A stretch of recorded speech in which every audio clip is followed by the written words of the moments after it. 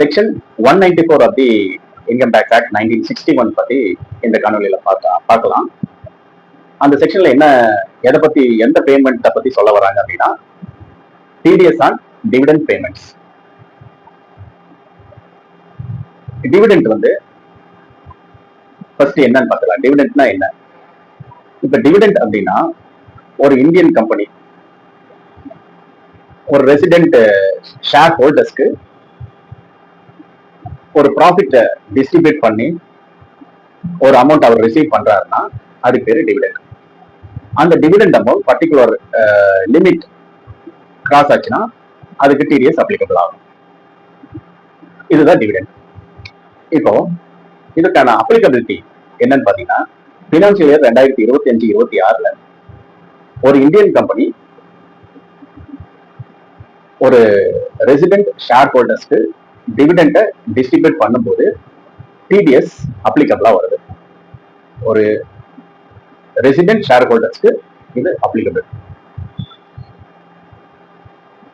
இதோட amount limit எவ்வளவுன்னு பாத்தீங்கன்னா 10,000 per annum. 10,000க்கு மேல போயிடுச்சுன்னா அவங்களுக்கு டிடிஎஸ் அப்ளிகபிள் ஆகுது. இதோட ரேட் ஆஃப் டாக்ஸ் டிடிஎஸ் எவ்வளவுன்னு பாத்தீங்கன்னா 10%.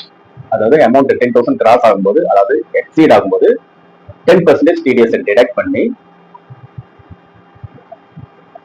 நெக்ஸ்ட் மந்த் 7th பேமெண்ட் கட்டி குவார்டர்லி ஒன்ஸ் ரிட்டர்ன் ஃபைல் பண்ணணும். அப்பதான் அந்த இந்தியன் கம்பெனிக்கு அந்த டிவிடெண்ட் எக்ஸ்பெண்டிச்சருக்கு அலவுடு எக்ஸ்பெண்டிச்சரா அது கன்வெர்ட் ஆகும். இதுல டிடக்ஷன் டைம் லிமிட் பாத்தீங்கன்னா at the time of credit or payment whichever is earlier. ரெண்டுல எது ஃபர்ஸ்டா வருதோ, அதாவது ப்ரொவிஷன் என்ட்ரி போடுவாங்க அல்லது பேமெண்ட்டை ஃபர்ஸ்டா கொடுப்பாங்க, அட்வான்ஸா கொடுப்பாங்க. இதுல ரெண்டுல எது ஃபர்ஸ்டா அச்சீவ் ஆகுதோ, அரைவ் ஆகுதோ அந்த டைம் டிடிஎஸ் அப்ளிகபிளா மாறுது.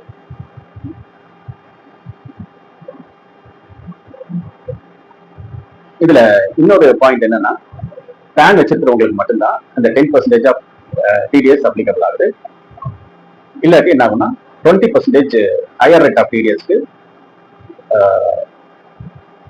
போயிடும்.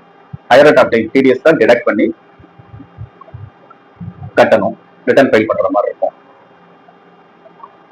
அதனால அந்த பர்டிகுலர் பர்சனுக்கு பேன் நம்பர் எடுக்க நம்ம அட்வைஸ் பண்ணி எடுக்க சொல்லி அந்த மினிமம் ரேட்டை டிடிஎஸ் வந்து கட்ட சொல்லலாம், கம்பெனி பிடிக்கலாம்.